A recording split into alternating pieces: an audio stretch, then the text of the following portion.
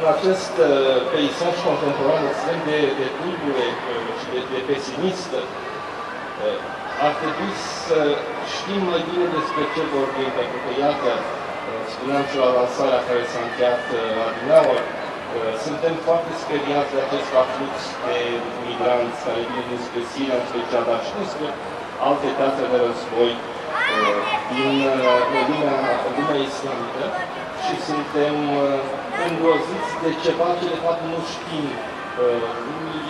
E foarte ușor să arătăm vina unii pe ceilalți, fără să ne dăm seama că de fapt totul este rezultatul unui joc politic, al unor calcule meschine, geostrategice, economice.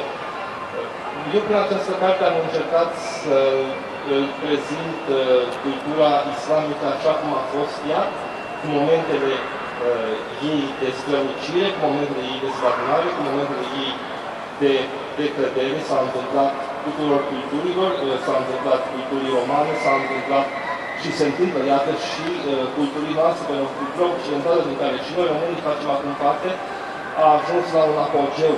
Ori după acest apogeu, e o regulă a istoriei, urmează un declin. În momentul când urci în vârful unui munte, nu are altă soluție decât să cobori.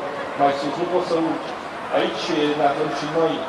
Islamul, în schimb, este o cultură care a avut o perioadă de stagnare, iar această perioadă de stagnare încearcă să fie recuperată astăzi. Ei nu se poate, pentru că, după cum v-am spus, sunt aceste interese și jocuri politice diverse care însângerează lumea contemporană.